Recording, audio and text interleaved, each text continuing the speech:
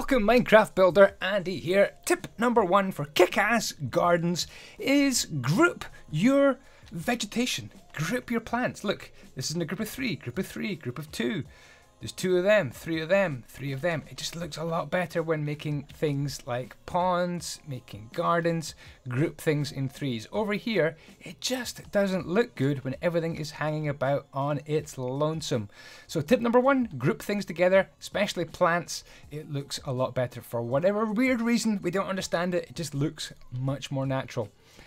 Tip number 2, learn some trees. Here's a kind of a cedar or poplar tree, which I think looks really, really good.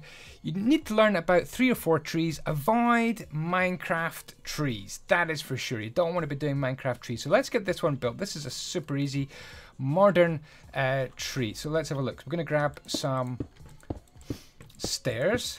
Any stairs you like. We've chosen here today to have some sandstone stairs, a bit of grass in the middle. I like the way that kind of cuts off the dirt at the bottom. Oops, like that. You can't see the dirt, you can just see the grass. I love that. I'm using the Faithful texture pack, by the way, so things might not look exactly the same as you have it, but the Faithful texture pack is default, but just a bit shinier and neater and smoother. Okay, so we need to count up. 1, 2, 3, 4, 5, 6, 7, 8, 9, 10, 11, 12. 12 in total. So 1, 2, 3, 5, 6, 7, 8, 9, 10, 11, 12. So here's one tree. Here's one tree for you. A free tree. All you gotta do is learn 3 or 4 more trees. So 1 off the bottom and 2 off the top for these side bits. Learn 3 or 4 trees. And you can keep on repeating them in your garden. That's all you need to learn. And your gardens are gonna look really, really good with some custom trees, non-Mojang trees. This cedar tree, very popular in Italy, looks beautiful. Look at that. That's all right. And if you have them in a row, wouldn't that look good? Tip number 3 would be all about different elevations in your garden. Elevations, different heights, in other words, in your garden, bring interest, and they can be built up around little hills and valleys and lead down to ponds and paths and things. It makes your garden much more interesting than something flat.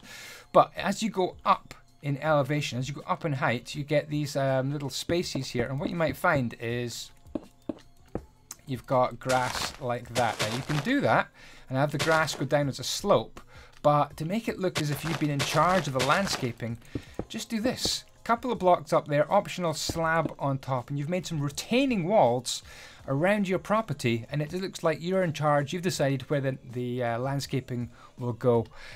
If you don't put a slab on it, it looks like this. It's up to you. It's your aesthetic choice. So there you go. Tip number 3, different elevations, but use retaining walls to mark the boundaries between those different elevations, and we think that looks very, very good indeed. Okay, learn some swimming pool tactics. Here we've got this little kind of lilo or flotation device sitting on the pool. How does it do that? This is kind of magic. You just need, I can do one over here, you just need some carpet and you just go like that. Oops. No, sorry, you go like that and then put the carpet on here on the sides. You need a couple of bits of carpet. One to start here. I can get rid of that one, I can get rid of that one, and hey presto, it just stays in position. Amazing floating carpet trick on water, and it looks like a little lilo, an inflatable toy in your garden. So another technique is to add in a diving board for your swimming pool. So this is how to build a good diving board. Again, you can choose whatever stairs you like.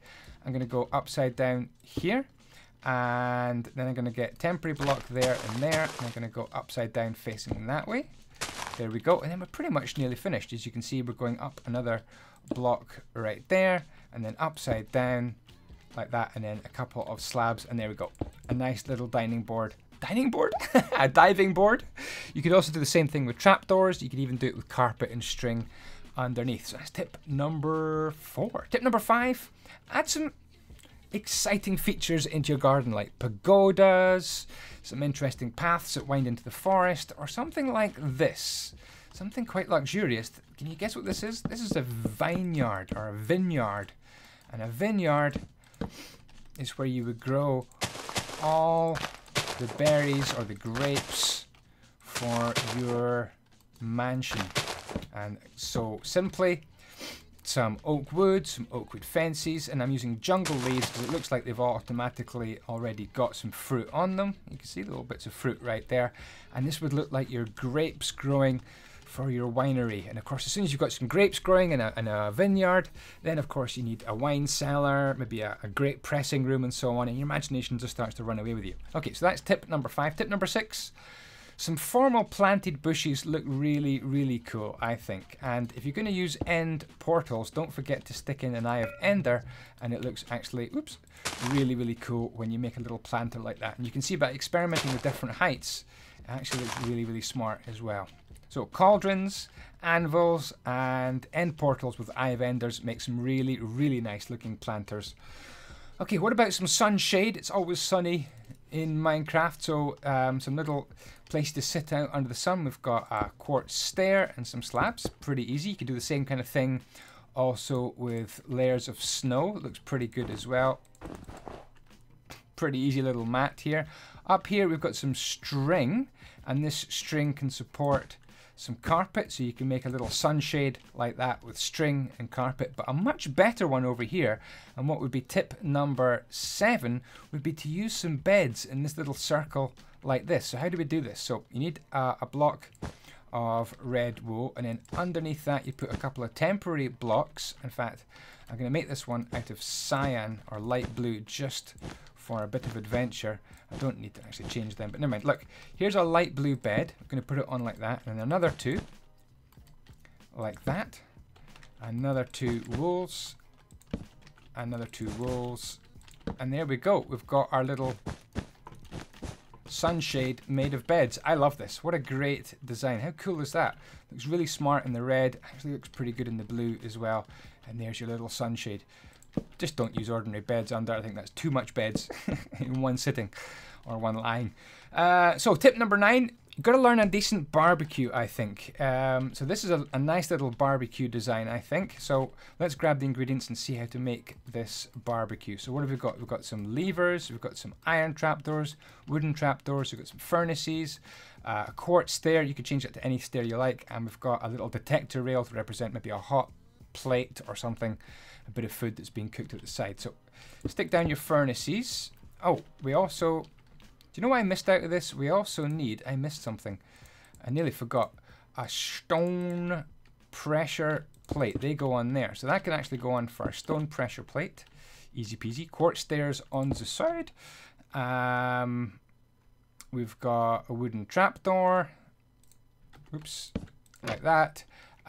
We've got some temporary blocks like that, and I'm going to put the iron trapdoors on top, take them away and add my levers down here, and I flick and fluke, and I can flick that up as well, and there we go. There is our barbecue done. So if you, oh, we could just change this round as well if you don't like the orientation of that. There we go.